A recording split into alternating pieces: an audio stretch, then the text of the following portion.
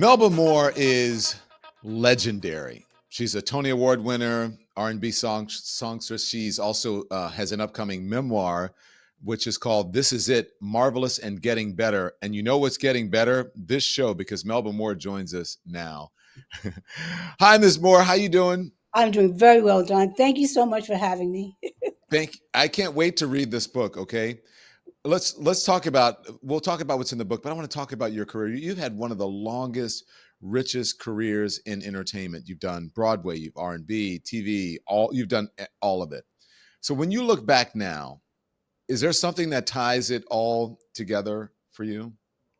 Yeah, so I like to say I go to the gym every day, so when I fall down, I can keep getting up. That's what ties it together. And I think it's a book really about overcoming. And you and I were just starting to talk. You said, "Well, Melba, you started out in gospel."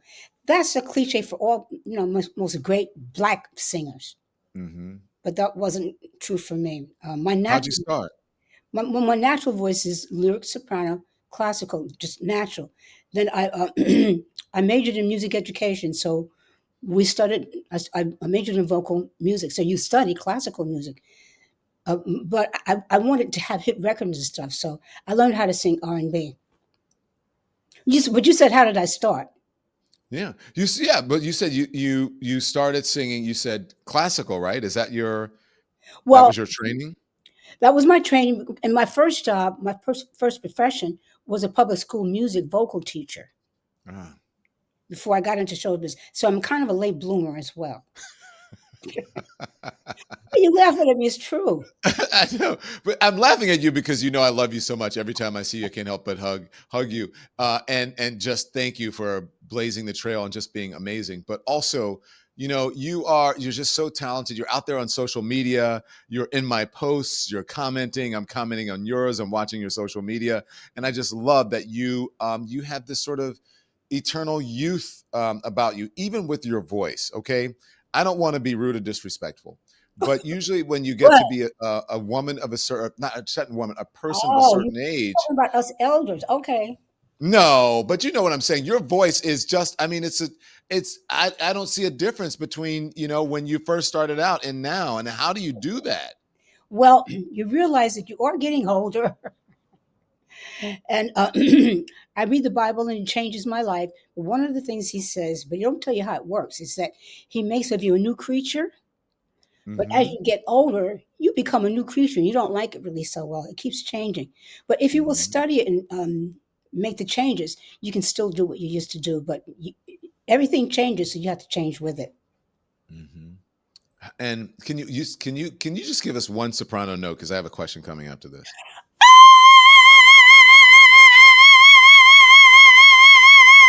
I could hold it longer if you wanted me to. I know you can hold it forever. How do you do that?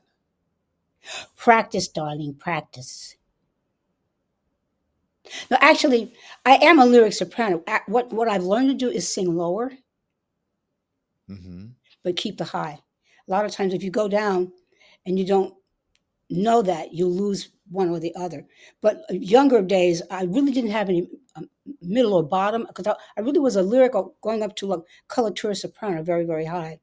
But as my body matured, the vocal cords get thicker. I don't know what they do, but your voice gets lower and fuller.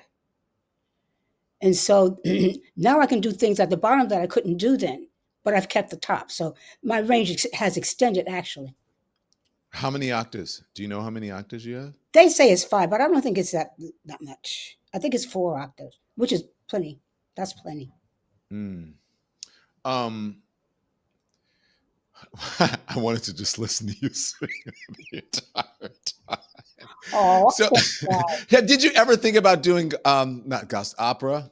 Why didn't you ever do opera? Because you yes. sound like an opera singer. I am naturally an opera singer, but I think I still have an opportunity to do that. Hmm. I may, I may be able to still do that. But first, you got to have hit records because that's what gets you fame. And that's what pays the Wait a minute, bills. wait a minute. These black people. And that's what pays the bills. Let's be honest, right? Yeah, Right? yes, Having hit records. yeah. I Um, like to do some classical. yeah. I like to do Porgy and Bess. Really, Hmm. I don't know what part I'd play in it now because I'm too old. I loves you, Porgy. Don't let him touch Take, me, or something like that. yeah, don't let him take me. Don't let her handle me and drive me mad. I'm sorry, I'm a little flat. Anyways, so Miss Moore, you were breaking barriers before people even were talking about diversity and representation. Did you know at the time how historic what you were doing really was? I had an idea, not that I was doing it, but I seemed to be in the right place at the right time for these revolutionary things to happen. And I can't take credit for planning or really even knowing exactly what was coming. But I was open and I said yes to opportunities, and they changed my life. And some of them were revolutionary. Like I told my stepdad, who was a musician too, that he worked with my mother, who was a professional singer, uh, as musicians. And when they married, I moved from New York to New Jersey, and then he made us take piano lessons. So, but before that, when I was in New York City, there was no music in my life for the first 10 years of my life. My mother was a professional singer, but she was always gone. Trying to, Hmm. she was a single parent, so she was trying to take care of me. But then in the home now, music was the centerpiece of our lives. So actually, at 10 years old, became a scholar of music by taking piano lessons. And then after a while, mother and daddy said, "Well, we don't want you to be musicians like us. We want you to get real jobs." Because they were black. We really didn't have business background. African Americans and entertainers have suffered greatly in the entertainment industry because we didn't know business. We knew our art and our talent, but we didn't know the other part of the Siamese twin, which is the business. And so all of us were educators. I have a sister and three brothers, and we've all been either educators or lawyers. Then after about 3 or 4 years, I said, "Well, Daddy, would you help me, get me a manager, an agent, or something, so I could get into the industry? Because I want to try and see if I could be an artist. And if it doesn't work, then I'll come back and I'll be a teacher. I love teaching too. I was good at it. I still feel like that gave me a little bit of a sense of responsibility for what you give to people. You see the kids look at you, and if they like you, they start to dress like you. You know." Hmm. I said, "Oh my gosh, you have a really strong influence on them." So he started to take me around. I met a lot of different people, different meetings, all different kinds of things, trying to get into the industry. The person who made the difference was Valerie Simpson, and we met at somebody's office, like the Brill Building, like one of those buildings on Broadway back in the day. And we were both in the outer office waiting for our meetings. And while we were, we started chatting. We exchanged numbers, and she got me into the industry first as a recording backup singer. And I said, "Oh, I like this here." And you got paid like several $100s an hour. So that was very, very Yeah. good. I knew I could make a living at it. I was good at it. But one of the recording sessions was for a gentleman by the name of Galt McDermott. He happened to be Hmm. the composer and the music director for the Broadway musical Hair. To make a Yeah. long story a little bit shorter, I still laugh when I think of this. He was being accompanied by Jim Rado and Jerry Ragney, who were the two male leads, but they also wrote the book and all the lyrics. They were helping him to do this recording session, but they were hippies. And I had never seen no hippies except on TV. And after the recording was finished, he was doing all the music from the show Hair.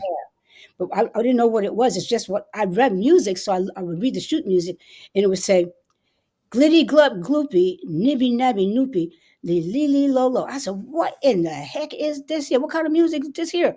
Anyway, um, at the end of the date, which was about 2 weeks long, they invited all of us to come and sing for the director and the producer of Hair, and they said they would find a job for us. I said, "Well, I don't have a Bachelor of Arts degree in music to do nobody's hair, because I hadn't even been to a show. I didn't know anything about theater at all. Didn't care about it because I was trying to get me a hit record." So he explained to me that Hair was going to be a Broadway musical, and then, You thought it was to be a hairdresser, Miss Moore? well, you should have seen him. His hair looked like his hands were stuck in a live plug. His hair would go bright. It was like a combination of a bushy um, afro, but he was white. Let me say, so let's go into this. Hair, this is when I said that you were, breaking barriers. Yeah. You were the first black actress to replace a white actress as a lead role. right, when you took over the part of Sheila that was in Hair. Then right. you were in Pearly, which you originated a role there, right? Which was Ludi Bell. Well, And then actually, you, I didn't really originate it. Ruby D originated the. it was Ruby D.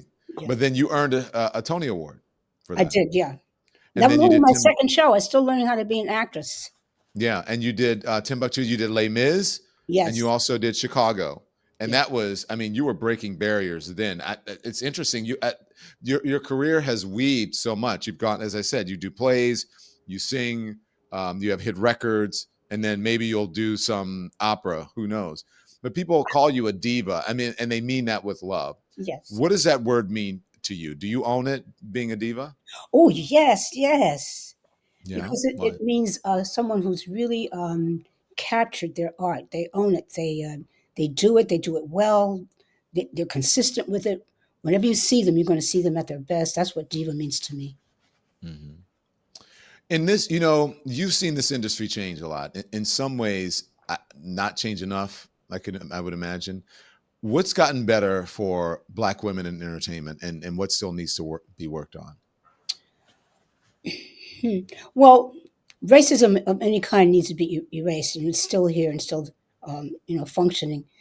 The thing that's great is that some time has passed by. We've had people poke through and set good examples and teach us the business aspect of it. We've continued to have the church kind of as our base, so we still have good standards to go by for morality and truth and wholeness of family. I mean, the whole human family and Mhm. unity and that kind of thing. And I think one thing that's incredible, of course, is the internet because it's given us access to global, instant, huge numbers. Now we call them following, where and that's our main street. If you learn how to manipulate or manipulate the internet, that's your new marketing place, your new marketplace. Before it was like three or four record companies and outside and the radio stations and the fame or the notoriety that came out of that was so much narrower, but it's much broader. And I can have a million followers that only know me from Broadway, and another million that only know me from R&B, and Mhm. another million that know me for something else. You can be very diversified. I like that because I'm diverse. Mhm. You know, you've helped. I'm glad you answered that because you and other folks like Miss Dionne Warwick and others, you've done so much to help the younger artists coming up. What's the one piece of wisdom that you always try to impart to them? Learn the craft. I can't. But if they're so young, they don't have a craft yet. But I guess I want to say, But you know, I mean, honestly, I'm talking about when you said it used to be in the old days, it was the DJs and the records, the radio had to play your records, and then maybe the record companies would put out a press release and try to push you or whatever. But now you can sort of take your marketing into your own hands. And a lot of the folks who are coming up now may be internet sensations that have never experienced anything. They didn't have to come up through the ranks or any of that stuff and pound the pavement and try to improve their craft. Or you can go on, you know, some talent show, national yep, talent show, yep, and you can get fame that way, you yep. know? Yeah, those are available, and I would encourage those things. But I would still say, but I'll tell you, maybe it's not for everybody, but for me, singing is an athletic activity. It's as Mm, difficult as playing football. You have to really work at it, keep it in shape. It's not just your vocal cords; it's your whole being, your mental health, your spiritual health, your physical health, and whatever you do, take some dance lessons because you'll learn how to breathe hard. mm. That's actually some good advice, To get right? started, just to get started. I'm trying to think of something that would be applicable to whomever I'm speaking to, no matter what the background is or lack of it. Can you tell when people are not practicing their craft or not taking care of their instrument, like singers? Yeah, Can you can hear it? absolutely, you can. Yeah. Well, some if they're been around for a long time, you can actually really hear it because they'll start to get husky. They can't articulate. I'd say like breakdance with their voice. You know how R&B singers they like to riff. Hmm. Well, I would look, and no, this is my favorite. I love her. I think she's had one of the best voices. You among them, Aretha among them, and those kinds of folks. But when I listened to Whitney, like when she first started, it was like wow, and then you could just hear her voice sort of changing over the years. But towards the end, it just broke my heart Yeah, listening to yeah, such a, you know what I mean? yeah. And what you saw with her, I'm sure, was a broken heart too. She wanted to do well, and she just couldn't figure out how to be happy. So your joy is extremely important. I don't know how to tell anybody to be joyful, but I would hope that you focus on. I go to the Bible, and it's changed my life, and it continues to. And I do that first. And I feel like it's easy for people to say, "Well, go to God," but and Whitney and the whole family were saved people. So um, I don't know. It's just pray. I really Hmm. don't know. I, I, Hmm. I would want everyone to be whole and healthy, even if you don't get all of your dreams. I want you to be healthy, and if that doesn't work, I want you to say, okay, well, I'm going to try something else. I don't want you to Hmm. lose your hope. You came up during the civil rights era, and you've never shied away from using your voice for justice. How do you see your role as an artist today in this moment that we're in this whole, Trump MAGA era? Well, first of all, I'm going to try to survive it, and I guess for me, I want to represent what's kind, what's loving, what's truthful. As an example, I don't want to preach to people. I don't want to tell people who they should vote for or not, or what the politics should be. But I hope that God continues to bless me to be strong and positive and joyful, so that you can see that what I say is right. Hmm. Try to set a good example, I guess. Is there a song of yours that you think deserved more love than it got? Oh, I never think of that so much. I guess one of the songs I was surprised that it got so much love is "Lean on Me," because I got it from Miss Aretha Franklin, and I knew that I could never sing it like her. But because I loved her so much and I loved the song so much, I use it kind of as a way to develop my vocal style and technique.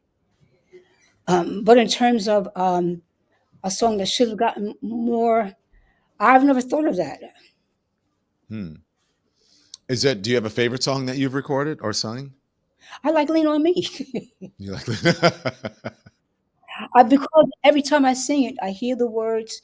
My mind goes back to different situations in my life in the past. I remember the first time I heard her sing it. I remember singing it for her and her giving me a hug. So a lot of different reasons why that kind of just sticks out. And no matter who I sing it for, regardless of the age or the culture, they always wind up like in awe. So I love that song. Is there someone, speaking of, you mentioned Aretha Franklin, is there anyone that and we talked about Whitney Houston or whatever, is there anyone you wish you could have collaborated with, past or present? Um, Maybe someday Beyonce. Oh, wow. Okay. I like to That's, sing it. I like to sing a duet with her on what's that song? You keep my love on top yeah. because she keeps modulating. She keeps modulating up, right? But you can go, No, I'll nobody go can, into her and we'll sing in harmony. yeah, but nobody can, what do you call it again? Well, now When I you know go what up? she'll keep going up, and I'll just hold a note Yeah. But together. you can go up. Nobody can do that like you. No, no, but everybody has their own like a fingerprint, their own identity. So you put them together, then I guess like for instance, I was going to tell you before when I was out um, doing this my first gospel play. I had the pleasure and the honor of meeting Shirley Murdoch, and she wrote a song for me. And we sang a duet, and it's called "Call Me." And she was drifting all over the place, and I was just holding a note. You just, um, Can you look? You mentioned "Lean on Me," and I just that's one of those songs. I think it's almost like well, if I could, you know, right? And this is just let me walk. Can you Right. just please sing a little bit because it's so recognizable, and I think it's kind of in the same vein as "I Will Always Love You." I said, oh, I dream the impossible. I heart. But to define your dreams, keep on falling all about. Uh, I can't do without all the background. Yeah, just let me walk. This little life with you, step by step, uphill or down, no matter where it's leading to. Reach out and take my hand. You should find a hill. I can't remember the key. Lean on me. I'll never let you fall. Lean on me. Keep you standing tall. Somehow together we'll make it. Let me dream. Oh, dreams you're dreaming of, big or small, it doesn't matter. We can make them all come true. I took it too high. I know, but That's too high. it's morning. It's morning that we're recording this. So wow, Oh, no, what wow, key I'm singing in. I never try to sing with wow. nobody without no music done. I know, but thank you for that. You're amazing for that. But if you could sit down with the young Melba Moore that we've been talking about, from Pearly, from Hair, from all even before when you were a music vocal teacher, you know, when you first stepped onto the Broadway stage, what would you tell her, that young Melba Moore? Aren't you glad you stopped teaching and got into show business? That she made a good choice. It's very scary. I don't know how to tell. When you ask me what would I tell myself, yeah, Melba, listen to your heart, listen to everybody, and then see if you can do what you feel you need to do. You did that, and it's been ups and downs. It's been terrible in some cases, but it's been a successful life. You have a whole life. You try things. You know some things don't work. That's good. You have to take a chance. You have to take a risk, and you did that. I would tell her she did good. She didn't ignore her parents. She didn't ignore other people. Matter of fact, I was like 3 or 4, maybe more years late, I think, coming into the industry because I listened to my parents first.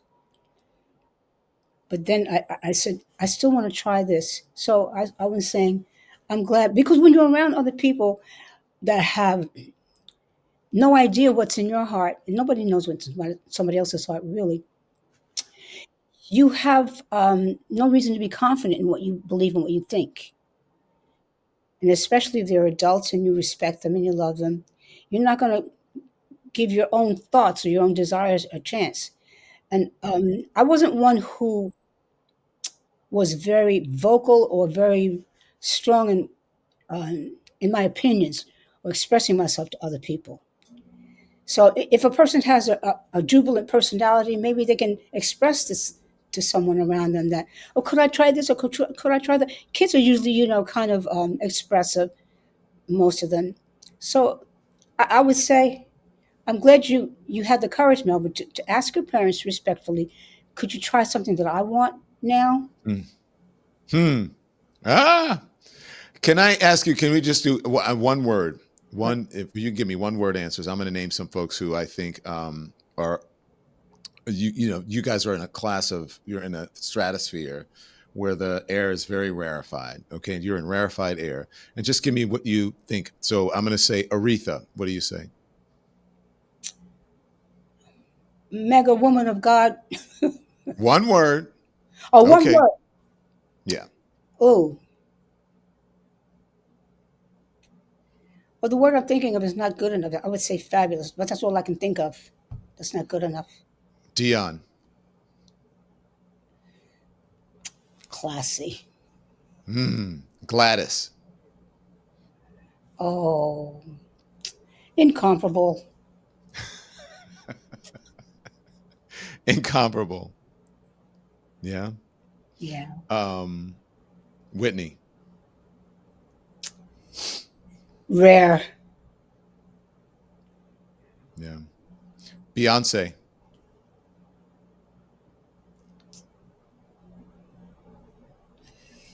Uh, um, only one word. Yeah. Okay. All. Awe. And when I think of you, I think superstar. When people say Melba, I say superstar because you've done it all. You've done what a lot of folks have not done, by the way. And you're an actress, a singer, Broadway, R&B hits, and then I would gospel, but not a lot of that. But I would love to see you do some opera. I think it would be fantastic. I hope I And can. now you're an author because you have a memoir. It's called This Is It, Marvelous and Getting Better, and it comes out on November 30th. I can't wait to read this book, Melba Moore. Well, Don, I hope you enjoy it. I think it's insightful and fun. Yeah. So what's next after the book? You're going to deal with the book and then what? I'm going to try to see if I can become executive producer and director of my own life and see what I have here. Try to finish Mel, getting it properly organized because my management team has changed. And so I have to kind of really put everything together and see what I have and then see if I can keep doing what I've been doing, which is if you fall down, get back up. thank you, Melba Moore. That's it. That's it. It's over. We're done. Oh, I'll see you no. online. I'll see you online. I'm gonna Thank you, text. Don, so much. I'll Thank you. text you and All I'll right. respond to Okay. um, your Instagrams and all of that Okay. stuff. Thank you, Melba All Moore. It right. was Thank you. fantastic. God bless you. You too. Be well. Thanks everyone for watching. Your support means the world to us. So make sure you hit the like button and you subscribe to our channel to make sure that you never ever miss a video. We're live every day, 10 a.m. Eastern Time. We drop even more content at 2 p.m. Eastern and 5 p.m. Eastern. And if you want more Don Lemon Show content, we'd love for you to become a member of the Lemon community, where you will receive access to special community posts. You'll get exclusive content and members only live shows. So head over to our channel page or click the join button on this video. Again, thank you for watching. We appreciate your love and your support, and we will see you next time.